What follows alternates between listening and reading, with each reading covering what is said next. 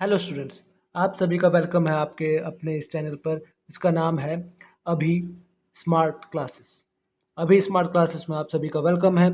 यहाँ पर आपको कंपटीशन एग्ज़ाम के अलावा जो आपके 10th क्लास के एनसीईआरटीज़ हैं उसको भी कवर करवाया जाता है।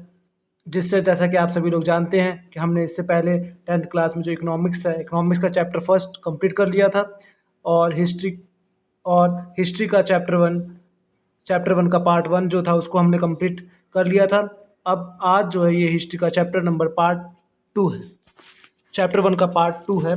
तो इसको आप लोग सुनिएगा और इस वीडियो को लास्ट तक देखिएगा। ये आप सभी के लिए इम्पॉर्टेंट है और जो अदर कंपटीशन एग्जाम्स की तैयारी कर रहे हैं वो भी इस चैप्टर को सुन सकते हैं और इस चैप्टर से अपने नोट्स वगैरह बना सकते हैं। बहुत हेल्पफुल चैप्टर है। तो आइए हम लोग स्टार्ट करते हैं। और सबसे पहले मैं तो आपको इसके लिए सॉरी बोलना चाहता हूँ कि ये जो आपको वीडियो है वो वीडियो थोड़ा लेट मिल रहा है, पर अब से आपको ये वीडियो जो है वो रेगुलर बेसिस पे मिलेगा, क्योंकि मैं थोड़ा सा बिजी हो गया था, इसकी वजह से थोड़ा सा लेट हो गया। बट अब आपको ये जो वीडियोज़ है वो रेगुलर बेसिस पे मिलेंगे। तो आइए स्टार्ट करते हैं चैप्टर। देखो हमने चैप्टर वन जो था उसको स्टार्ट कर दिया था हम लोगों ने। और चैप्टर वन के बारे में हम लोगों ने पढ़ा था सबसे पहले पढ़ा था नेशनलिज्म इन यूरोप। इसमें हमने पढ़ा था नेशनलिज्म की जो फीलिंग, नेशनलिज्म की फीलिंग क्या होती है, the feeling of love and pride towards nation. हमने रिलेट किया था लव से, यानी कि जो हमारा नेशनलिज्म है उसका मतलब क्या होता है, देशभक्ति। ठीक है, ये हम लोगों ने पढ़ लिया था। इसके बाद हम लोगों ने डायग्राम देखा था कि जो डायग्राम है वो डायग्राम क्या शो कर रही है, डायग्राम शो कर रही थी डेमोक्रेटिक फीलिंग को, और किसकी, फ्रेडरिक सोरियो, जिसके बारे में डिस्कस कर लिया था हम लोगों ने।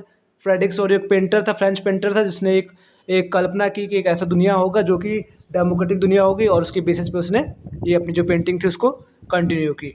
ठीक है, अब इसके बाद हम लोगों ने फ्रेंच रेवोल्यूशन के बारे में भी पढ़ा था कि फ्रेंच रेवोल्यूशन जो कि 9th क्लास में भी पढ़ा हुआ है, कब स्टार्ट होता है, 1789 में। ठीक है, 1789 में स्टार्ट होता है। ठीक है, और उसके बाद फ्रेंच रेवोल्यूशन से क्या हुआ, फ्रेंच रेवोल्यूशन से जो आपके मोनार्की सिस्टम था वो हटा, और नेपोलियन जो था वो यहाँ का जो नेक्स्ट किंग बनता है वो होता है। उसके बाद हम लोगों ने नेपोलियन कोड पढ़ा कि जैसे ही नेपोलियन 1804 में राजा बनता है, कहाँ का, फ्रांस का, तो वैसे ही क्या करता है वो, कुछ सुधार करता है, कुछ रिफॉर्मेशन करता है, जिसको हम लोग नेपोलियन कोड के नाम जानते हैं, जिसमें हमने पढ़ा था equal before the eyes of law, equal before the law, और प्रिविलेज को एबोलाइश कर दिया, उसने हटा दिया प्रिविलेज को, फ्यूडल सिस्टम को हटा दिया था, यूनिफॉर्म लॉ, ये हर जगह एक जैसे लॉ बनाए थे।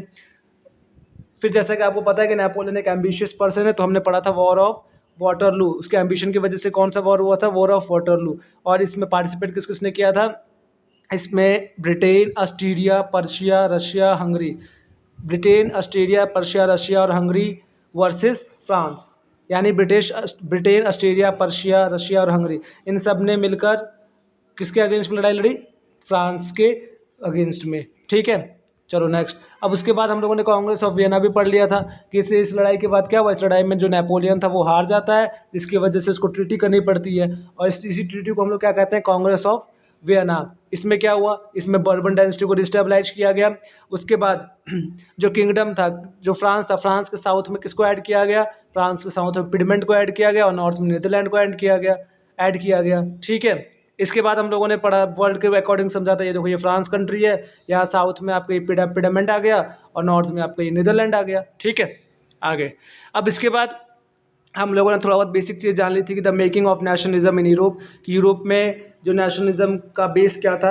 बेसिकली आपको पता है कि जर्मनी, इटली, स्विट्ज़रलैंड और भी बहुत सारे जो यूरोप की कंट्रीज़ थे वो क्या थे, वो अलग अलग पार्ट में डिवाइड थे, और उस अलग अलग पार्ट में अलग अलग जो राजा वगैरह हुआ करते थे, किंग वगैरह हुआ करते थे, वो रूल करते थे। जैसे कि इंडिया में था, इंडिया में पहले क्या था, इंडिया में पहले ये था कि इंडिया भी अलग अलग स्टेट्स में डिवाइड था, हर एक स्टेट्स के अपनी इंपॉर्टेंस हुआ करते थे, लाइक मगध राज्य, ठीक है, कौशल, अंग, ठीक है, ये सब राज्य हुआ करते थे। और ये राज्य क्या करते थे, इस राज्य के जो राजा थे वो एक दूसरे राज्य को हराया करते थे, एक राज्य दूसरे राज्य के ऊपर आक्रमण किया करता था। सेम कंडीशन यूरोप की थी, राइट। अच्छा, इसके बाद हम लोगों ने कुछ नए वर्ड्स पढ़े थे, एब्सोल्यूट मींस ऑटोक्रेसी यानी डिक्टेटरशिप, यूटोपियन पढ़ लिया था, ऐसी वर्ल्ड का इमेजिन करना जो असली में है ही नहीं, प्लेबिसाइड मतलब डायरेक्ट वोट देने का राइट। ठीक है, अच्छा।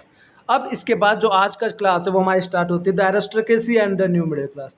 अब ये क्या है, देखो बेसिकली क्या हुआ आपके एरिस्टोक्रेसी, जिस टाइम पर फ्रांस में रेवोल्यूशन होता है उसी टाइम पर 18th सेंचुरी की बात है लगभग ये, कि 18th सेंचुरी में क्या होता है, 18th सेंचुरी में ही पूरे यूरोप में एक नई नई क्लास यानी कि एक नई यूनिटी उभर के आती है, एक नया ग्रुप उभर के आता है जिसका नाम था एरिस्टोक्रेसी। ठीक है, अब एरिस्टोक्रेसी की स्पेशलिटी क्या थी, इसके जो मेंबर्स थे इस क्लास के, वो कैसे यूनाइटेड थे, वो यूनाइटेड थे were united by a common way of life that cut across regional divisions. यानी कि उन लोगों के जो, जैसे कि पूरे यूरोप में उन्हें ढूंढा कि भाई हमारे जैसा लाइफ स्टाइल किसका है, मतलब सेम लाइफ स्टाइल वाले, सेम कल्चर वाले, इन सब लोगों ने मिलकर एक अपना एक ग्रुप बनाया जिसका नाम रखा गया एरिस्टोक्रेसी। ठीक है, और एरिस्टोक्रेसी के जो लोग थे बेसिकली वो लोग क्या बोला करते थे, फ्रेंच, क्योंकि उस टाइम पर जो यूरोप थी, यूरोप में सबसे ज़्यादा फेमस जो भाषा थी वो फ्रेंच ही थी, इसलिए उन्होंने अपनी जो लैंग्वेज है उसको फ्रेंच रखा। और फ्रेंच की वजह से वो लोग क्या हो गए, डोमिनेंट करने लगे, क्या करने लगे, डोमिनेंट। ठीक है, एरिस्टोक्रेसी सबके ऊपर डोमिनेंट करने लग गई। और बेसिकली एक बात और है ये कि एरिस्टोक्रेसी जो थी वो क्या थी, स्मॉल थी, यानी एरिस्टोक्रेसी किस में थी, माइनॉरिटीज़ में थी। ठीक है, एरिस्टोक्रेसी माइनॉरिटीज़ में थी। तो हुआ ये कि एरिस्टोक्रेसी जो थी उसकी उसकी सबसे बड़ी एक गलत बात क्या थी, एक गलत बात ये थी कि जो एरिस्टोक्रेसी थी ना वो किस पे बिलीव करती थी, ऑटोक्रेटिक रूल पर। ऑटोक्रेटिक कहते हैं डिक्टेटरशिप को, ऑटोक्रेटिक पे बिलीव करती थी। वो बोलती थी कि भाई ठीक है, जो भी ट्रीटी ऑफ वियना में जो भी डिसीजंस लिए गए ना कि रीस्टोर किया गया बर्बन डायनेस्टी को, इन सब चीज़ों को उसने क्या किया, बोला कि ये बिल्कुल सही है और एकदम राइट है, करेक्ट बात है बिल्कुल। तो उसी टाइम पर एक और ग्रुप था जिसका नाम था जिसका नाम था न्यू मिडिल क्लास। ठीक है, तो उसका इमर्ज होता है, यानी कि वो आती है, एक नया ग्रुप डेवलप होता है जो क्या करता है, जो कि जो कि एरिस्टोक्रेसी के अगेंस्ट में क्या करता है, उसको रिवॉल्ट करता है, यानी कि एरिस्टोक्रेसी के अगेंस्ट में रहता है। वो बोलता है कि जो भी एरिस्टोक्रेसी जो भी बातें कह रहा है वो बिल्कुल ही गलत है। ठीक है, और जो ये आपका न्यू मिडिल क्लास था, इसका राइज क्यों हुआ, इसका राइज बेसिकली होता है, आप लोगों ने पढ़ा भी होगा। ठीक है, क्यों होता है, बेसिकली इसका रीज़न यही था कि आपको पता है ब्रिटेन में एक रेवोल्यूशन हुई थी, इसका नाम था इंडस्ट्रियल रेवोल्यूशन। इंडस्ट्रियल रेवोल्यूशन के लिए इंडस्ट्रियल रेवोल्यूशन की वजह से पूरे यूरोप में ही आपके लगभग जो बहुत सारी छोटी छोटी जो इंडस्ट्रीज़ वगैरह थी वो क्या हो गई, वो डेवलप होने लग गई, जिसकी वजह से क्या हुआ, जिसकी वजह से आपका जो due to industrialisation new class was arise. क्या हुआ, जो नई नई जो मिडिल क्लास थी वो उसका डेवलपमेंट हुआ, किसकी वजह से, इंडस्ट्रियलाइजेशन की वजह से। चलो आगे देखते हैं। अच्छा, अब उसके बाद हमने एरिस्टोक्रेसी की बात कर दी, एरिस्टोक्रेसी के अगेंस्ट में न्यू मिडिल क्लास आ गई। अब इन सब से हटकर एक और थ्योरी वाले लोग थे जिनका नाम था लिबरलिज्म। लिबरलिज्म जो वर्ड है वो बना है लिबर्टी से। लिबर्टी मीन्स होता है फ्रीडम। देखो, the term liberalism derives from the Latin word liber which means free. एक लेटिन वर्ड से बना है जिसका नाम है लीबर, और इसका मीनिंग क्या होता है, फ्री। यानी ये लोग बेसिकली किस पे बिलीव करते थे, ये लोग बिलीव करते थे फ्रीडम पर। ठीक है, ये लोग ये सोचा करते थे कि भाई क्या है, सारे टाइप की फ्रीडम होनी चाहिए, यानी सभी लोगों को फ्रीडम मिलनी चाहिए, सभी लोगों को इक्वलिटी मिलनी चाहिए, सभी लोग इक्वल है। ठीक है, तो बेसिकली हम लोग इसको डिवाइड करते हैं टू पार्ट में। एक तो होता है पॉलिटिकल एक्सपेक्ट में और एक होता है इकोनॉमिक एक्सपेक्ट में। यानी पॉलिटिकल रूप में जो लिबरलिज्म के लोग थे वो क्या चाहते थे कि सभी को इक्वली राइट मिले, सभी को प्रॉपर्टी का राइट मिले, सभी लोग इक्वली ट्रीटमेंट किया जाए। ठीक है, और इकोनॉमिकली भी पढ़ेंगे, पर उससे पहले एक पॉइंट ये समझ लो आप लोग कि आपको पता है नेपोलियन कोड जब होता है, सिविल कोड, जब सिविल कोड आया था तो उसमें क्या होता है, इक्वलिटी बिफोर द लॉ दे दी गई थी। बट इसका मतलब ये नहीं हुआ कि जो वहाँ की वुमेन्स है उनको भी वोट देने का राइट था, नहीं था बिल्कुल भी उस टाइम पर। जब हम फ्रेंच रेवोल्यूशन देखते हैं तो कहाँ वुमेन्स को वोट देने का राइट था। तो लिबरलिज्म जो लोग थे वो ये चाहते थे कि जो यूनिवर्सल सफ्रेज है, यानी जो वुमेन्स है उनको भी वोट देने का राइट दिया जाए। ठीक है, अब इसके बाद जो नेक्स्ट आता है, इकोनॉमिक स्फेयर में क्या डिमांड थी। इकोनॉमिक स्फेयर में लिबरलिज्म जो लोग थे वो चाहते थे फ्रीडम ऑफ मार्केट्स। और किससे freedom, any type of barriers. Barrier क्या होता है, बेसिकली आप लोग एक वर्ड जानते होंगे शायद, ट्रेड बैरियर। ट्रेड बैरियर क्या होता है, जिसको हम लोग ट्रेड बैरियर, जिसको हम लोग हिंदी में क्या कहते हैं, हिंदी में कहते हैं व्यापार बाधा। व्यापार बाधा, इसका मीनिंग क्या होता है, ट्रेड बैरियर। ट्रेड बैरियर का होता है बेसिकली टैक्सेस वगैरह, इससे रिलेटेड किससे रिलेटेड होता है, टैक्सेस से। बेसिकली होता ये है कि कोई भी जो चीज़ इंपोर्ट की जाती है, सपोज मैं आपको एग्जांपल देता हूँ, जैसे एक ए कंट्री है, ठीक है, एक ए कंट्री और ये बी कंट्री है। ठीक है, अब ए कंट्री ने क्या किया, ए कंट्री ने कोई भी सामान यहाँ भेजा बी कंट्री के पास, बी कंट्री ने क्या किया, इस सामान के ऊपर टैक्सेस लगा दिया। अब जब ए कंट्री ने बी कंट्री कोई भी सामान भेजा तो वो कितना था, 10 रुपये का था, पर इसने टैक्सेस लगा दिया जिससे 5 रुपये और ऐड हो गए। तो वही सामान जो जहाँ पे 10 रुपये का मिल रहा था वो कितना मिलने लग गया 15, जिसकी वजह से यहाँ जो महंगाई थी वो क्या हो गई, बढ़ गई।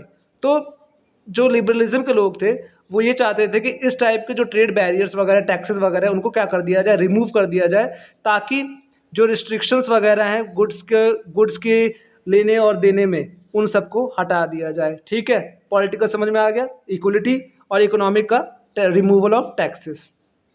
अच्छा, अब इनके लिए क्या होता है, इनके लिए एक नया ऑर्गेनाइजेशन बनाया गया, एक नया ऑर्गेनाइजेशन बन के सामने आया, जिसके ऊपर हमेशा 3 मार्क्स के क्वेश्चन आते हैं, तो इसको ध्यान सुनना है ना। 1834 में एक कस्टम यूनियन फॉर्म होता है। ठीक है, कस्टम यूनियन कह लो कि एक ऑर्गेनाइजेशन फॉर्म होता है, एक ग्रुप फॉर्म होता है, और उस ग्रुप के फॉर्मेशन में सबसे इंपॉर्टेंट रोल किसका था, पर्शिया। ठीक है, पर्शिया का सबसे इंपॉर्टेंट रोल था। पर्शिया ने क्या किया, पर्शिया ने दूसरे जर्मन स्टेट्स के हेल्प से एक कस्टम यूनियन बनाया 1834 में, जिसका नाम था सॉल्वेरिन। ठीक है, और इस यूनियन का मेन काम क्या था, इस यूनियन का मेन काम था जो भी टैरिफ बैरियर्स है, मैंने बताया टैरिफ बैरियर क्या होता है, टैक्सेस वगैरह है, उनको रिमूव कर दिया जाए, नंबर 1। और नंबर 2, नंबर ऑफ करेंसी। उस टाइम पे यूरोप में पूरी 30 करेंसीज चलती थी अलग अलग, तो उन्होंने बोला कि इतनी करेंसी चलाने की जरूरत नहीं, केवल और केवल 30 की जगह पर केवल और केवल 2 करेंसी चलेगी। ठीक है, जिससे जो टैक्सेस जो ट्रेड वगैरह है वो ईजिली किया जा सके। It is clear. सॉल्वेरिन क्या है, 1834 में आया, किसकी हेल्प से, पर्शिया के हेल्प से। क्या काम था, ट्रेड को हटाना, टैक्सेस को हटाना और ट्रेड को ईजी बनाना। अच्छा, अब नेक्स्ट इसके बाद यदि हम लोग बात करें कंजर्वेटिज्म। अब कंजर्वेटिज्म क्या था, देखो कंजर्वेटिज्म की अगर हम लोग बात करते हैं ना बेसिकली, तो कंजर्वेटिज्म हम लोगों ने रशियन रेवोल्यूशन में पढ़ा था। ठीक है, रशियन रेवोल्यूशन में पढ़ा था, 3 टाइप के लोग होते हैं, लिबरल, रेडिकल्स एंड कंजर्वेटिव्स। ठीक है, लिबरल, रेडिकल्स एंड कंजर्वेटिव्स।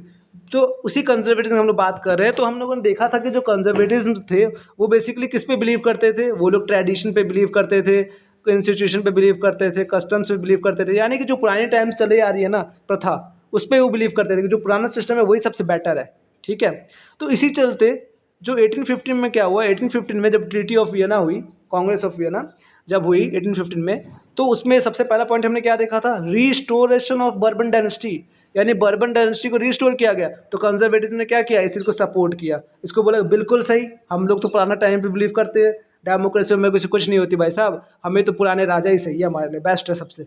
ठीक है, तो ये राजा रखा गया भाई।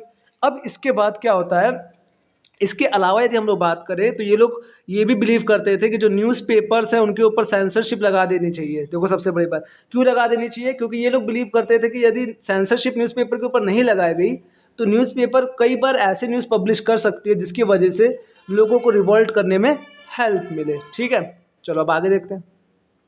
अच्छा, अब आगे जो है वो है द रेवोल्यूशनरीज। अब रेवोल्यूशनरीज में क्या हुआ, बेसिकली आपके अगर 1805 की बात करें, जब कांग्रेस ऑफ 1805 की बात करें तो 1805 के बाद से ही आपके 18th सेंचुरी से लगभग आपके जो रशिया जो यूरोप था, यूरोप में क्या होता है, रेवोल्यूशनरीज का राइज होना स्टार्ट हो जाता है। ठीक है, बहुत छोटे छोटे लोग होते हैं, छोटे छोटे लोग नहीं सॉरी, बहुत बड़े बड़े लीडर्स होते हैं, वो छोटे छोटे अपने सीक्रेट ऑर्गेनाइजेशन बनाते हैं। क्या बनाते हैं, सीक्रेट ऑर्गेनाइजेशन, जैसे हम लोग बोलते हैं सीक्रेट सोसाइटीज़, अपने सीक्रेट सोसाइटीज़ बनाते हैं। ठीक है, और किस लिए बनाते हैं, ताकि वो अपने जो कंट्री है उसको यूनाइटेड कर सके, और उसको यूनाइटेड करने के साथ साथ में क्या कर सके, अपने कंट्री में जो डेमोक्रेसी है उसको स्टेबलाइज कर सके। ठीक है, तो इसके लिए हाँ, इसके लिए क्या हुआ, इसके लिए एक लीडर का नाम आता है जिसका नाम है जोसेफ मैजनी। देखो इसको याद कर लेना, 3 मार्क्स में क्वेश्चन आ सकता है। Joseph Mazzini, Joseph Mazzini basically कहाँ से बिलोंग करता था, इटली से। जोसेफ मैजनी कहाँ का था, इटली का। इसका बर्न कहाँ पे हुआ, जिनोवा, इटली में जिनोवा एक जगह है, वहाँ पे बर्न हुआ। और कब हुआ, 1807 में इसका जन्म होता है। ठीक है, और जन्म लेने के तुरंत बात तो नहीं कह सकते, मतलब 10 और 11 ईयर का रहा होगा वो। तो उसने क्या है, उसने एक ऑर्गेनाइजेशन था जिसका नाम था कार्बोनरी, एक सीक्रेट सोसाइटी थी कार्बोनरी, जिसको उसने क्या किया, ज्वाइन कर दिया। ठीक है, और इसके बाद इसने 2 अपनी सीक्रेट सोसाइटी बनाई। किसने, जोसेफ मैजनी ने 2 सोसाइटीज़ बनाई। ठीक है, कौन कौन सी, young Italy and young Europe, young Italy and young Europe. Young Italy कहाँ पे बनाई थी, मर्साइल्स में। यंग यूरोप कहाँ पे बनाया था, बर्नी में। ठीक है, इस चीज़ को ध्यान रखना। और ये बेसिकली क्यों बनाया, क्यों जरूरत पड़ी इसको ऐसे करने की, क्योंकि ये चाहता था जो इटली जो अभी अलग अलग पार्ट में डिवाइडेड है ना, वो क्या हो जाए, यूनिफाइड हो जाए। ही believe in unification of Italy. और केवल यूसुफ मैज़नी नहीं, उस टाइम बहुत सारे रेवोल्यूशनरीज हुए थे, ठीक है। और इस सब का कह सकते हैं, इन सब का बेस, इन सब के पीछे कौन था, इन सब के पीछे या कह सकते हो किससे मोटिवेट होकर ये लोग काम कर रहे थे, फ्रांस। सबसे पहले तो फ्रांस में रेवोल्यूशन होता है यूरोप में, जिसको हम लोग फ्रेंच रेवोल्यूशन पढ़ते हैं 1789 में, फर्स्ट टॉपिक हमारा, ध्यान रखना। और इसी चीज़ को, अच्छा, तो जब मैज़नी ये सब काम कर रहा था तो वहाँ के जो लोग थे, मैंने आपको एक चीज़ बताया था, जब प्रीवियस वीडियो आप लोग देख लेना, मैंने आपको एक चीज़ बताया था कि जो ट्रीटी ऑफ कांग्रेस हुआ था, कांग्रेस ऑफ वियना हुआ था, उसका हेड कौन था, ड्यूक मैटरनिक, ठीक। ड्यूक मैटरनिक कौन था, उसका हेड था। तो अब ड्यूक मैटरनिक तो ऑब्वियस सी बात है, वो यही चाहेगा कि जो मोनार्की सिस्टम चला आ रहा है वो चलता रहे, और जो डिक्टेटरशिप है, सॉरी, जो डेमोक्रेसी है वो स्टेबलाइज ना होने पाए। इसके लिए जब ड्यूक मैटरनिक को यूसुफ मैज़नी के इन कामों के बारे में पता चला, तो ड्यूक मैटरनी ने क्या कहा, ड्यूक मैटरनी ने मैज़नी को एक सेंटेंस कहा जो कि अक्सर एक मार्क्स में पूछ सकते हैं। क्या कहा, the most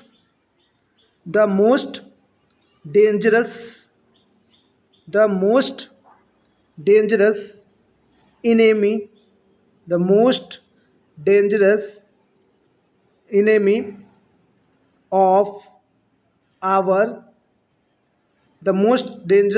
of our social cultures, sorry, of our social orders, the most dangerous enemy of our social order is Giuseppe Mazzini. ये ड्यूक मैटरनी कहता है कि इस समाज का सबसे बड़ा दुश्मन अगर कोई है तो वो कौन है, यूसुफ मैज़नी। क्यों? क्योंकि वो डेमोक्रेसी के लिए लड़ रहा है, वो अच्छा काम कर रहा है। इसीलिए बोला जाता है कि कोई भी पर्सन यदि अच्छा काम करता है ना, तो क्या होता है, तो लोग उसकी बहुत ज़्यादा बुराई करते हैं। वैसे ही यूसुफ मैज़नी के साथ था, बेचारा बहुत अच्छा इंसान था, पर जो लोग थे वहाँ के, वो उस चीज़ को समझ नहीं पाए।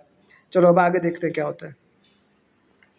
अब द एज ऑफ रेवोल्यूशंस, अब 1830 से 1848 की यदि हम बात करते हैं, इस ड्यूरेशन में बहुत सारे रेवोल्यूशंस हुए, ठीक है। सबसे पहला रेवोल्यूशन जो था वो 1830 में हुआ। अब ये आप लोग बोलोगे सर आपने तो बताया था कि फ्रेंच रेवोल्यूशन 1789 से स्टार्ट होता है, 1830 कैसे हो गया। अब सुनो इस चीज़ को, देखो 1789 में फ्रेंच रेवोल्यूशन हुआ, राइट, डेमोक्रेसी स्टेबलाइज हुई। 1815 में कांग्रेस ऑफ वियना होती है, तो उससे ये लोग खुश नहीं थे, जो फ्रांस के लोग थे वो खुश नहीं थे। तो उन्होंने क्या किया, दोबारा से रिवॉल्ट 1830 में दोबारा से रिवॉल्ट किया, और उन्होंने बोला कि जो ये बर्बन डायनेस्टी जो चलती आ रही है ना, उसको हम लोग दोबारा से एबोलाइश करेंगे, उसको हटाएंगे, और उसको हटाकर किसको लाएंगे, डेमोक्रेटिक कंट्री को लाएंगे, अपनी गवर्नमेंट बनाएंगे, ठीक है। तो 1830 में जो मैंने बोला ना, हर एक जो भी यूरोप में रेवोल्यूशंस हुए उसका बेस कौन सा रहा है, फ्रांस रहा है, फ्रांस सबसे इंपॉर्टेंट रहा है। तो first upheaval took place in France in July 1830, ठीक है। और जैसे ही 1830 में फ्रेंच रेवोल्यूशन होता है, वहाँ पर डेमोक्रेसी स्टेबलाइज हो जाती है। अब इस चीज़ की, अच्छा एक चीज़ ध्यान रखना कि इसी चीज़ को लेकर प्रीवियस ईयर के पेपर यदि आप उठाओगे तो उसमें 1 मार्क्स का क्वेश्चन पूछा गया है, क्या, कि इसी चीज़ को देखते हुए, फ्रांस के रेवोल्यूशंस को देखते हुए, एक वहाँ का पर्सन, फेमस लीडर था जिसका नाम था लुइस, LOUIS, लुइस